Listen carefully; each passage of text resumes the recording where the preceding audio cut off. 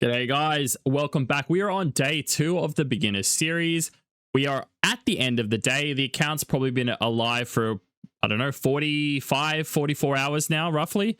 And we have managed to hit all the way up to, I think it's account level 27 or 28. Yep, as you can see here on the top left corner, Nemi on EU, we are at level 28. Let's do a recap of what I was able to accomplish today, as well as some advice and tips to help you guys speed up your progression in the game. From level 21, this is when we start to unlock our account buffs. What I recommend doing for now is just putting points into the main stats. Mostly, I'm going to go for attack, crit damage, and attack power first. We're going to wait till level 30 so that we can start maxing out the speed tower. I personally do believe that the best thing to do early on is just upgrade the first 3 ones here, and then maybe the element of the dungeon you're farming, and then that's about it. Then after that, you would probably move on to defense and HP. At level 25, you also unlock the ability to start farming your rift sections. However, I do not recommend jumping into this just yet. We will go on to this probably in the next day or two. However, maybe just do like one battle just to unlock the Dimensional Rift side quest section in the Summoner's Way. But outside of that, you don't need to focus on this too much. Let's have a look at what we were able to accomplish on the account today.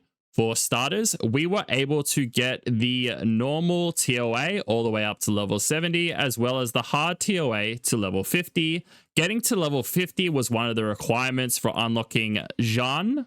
One of the other things I started doing today was I started going through all the scenario levels and 3-starring everything. Right now we're up to Haidini runes, but we're going to try to go and complete everything during the day sometime. As you can see right now, I am doing some secret dungeon farming.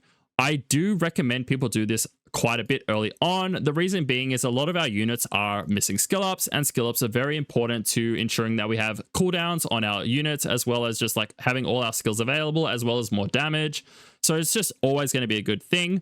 Right now, I need to try and skill up my Spectra as well as my Bernard. So we're trying to look for any Griffin dungeons that we can farm just to help, boost them up. To enter a secret dungeon is very simple. All you have to do is go through the chat, look for any of the dungeons that you're looking for, and then just request to enter. When you are a newbie in this game, you automatically get access to these dungeons, so you don't have to add people as friends like back in the past. It's a very simple system now, so definitely get on it and start skilling up any of the monsters that you think are useful for your team comps. The 2 A's that I decided to do on day 1 were Naomi and Crow. I'm probably most likely going to do Spectra and maybe something else on the next day as well. As a general guide, let's go through some of the monsters I think people should be building early on, as I think they're going to be super helpful for you in the long run. As you can see, we have a lot of our free units that we collected from the events. However, we've also started building some other units as well. We started building Prilia. We've started building the Water Inugami, the Fire Inugami, the Fire Griffin. We have the Water Inferno, which we haven't awakened yet. We have Colleen. We have the Hellhound. We have Mav, which is the Wind Penguin. And we also have all these other few units here. Most of these are actually given to you. What I'm going to be doing with these 3 rows of units is taking them all to 6-star. The most important thing to do on day 2, and honestly for the next few days, is just keep farming. We really need to get our account level up as high as possible. Getting our account up, as we talked about before, is going to give us more skill points, as well as unlock the higher level towers that we can get that will obviously just be 1,000 times better. Some other things you can start doing during the day is going and clearing your B10 dungeons. So as you can see, we have actually gone and cleared every B10 dungeon because we have Riley, we have Urgar, and we have, who was the other one? I think it was Vertihill from the very first one. So we got all of the B10s done. The only one that was slightly difficult was Necro. And for Necro B10, the one tip I would say is to put 2 of your units on Vire. In my case, I think I put Lauren as well as the Urgar on Vire, and this just allowed me to break the shield super quickly, and I was able to get enough damage down. But essentially, the teams are always going to be the same for pretty much most of the content. Just remember, don't take the bad elements into the dungeon. So for example, we don't want to be taking fire units into giants in most cases, or wind units into Dragon's Lair, stuff like this. For the Summoner's Way, I'm kind of at a bit of a stop because what we need to start doing now is working on guild stuff. We actually have joined a guild, so if you go into the community tab, you can see that you're in a guild if you are.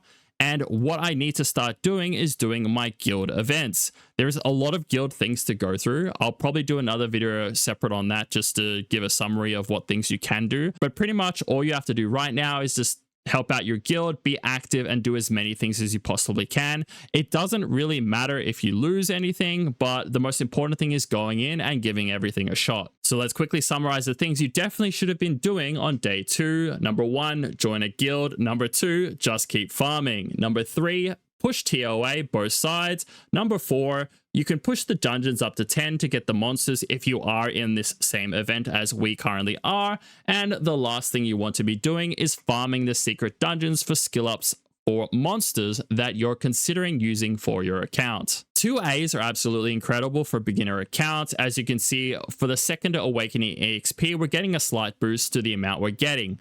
So what I do recommend people doing is doing as many 2As as possible right now while we don't really have a rune dungeon to farm. Unfortunately, the rune dungeons that we can farm right now are a little too slow.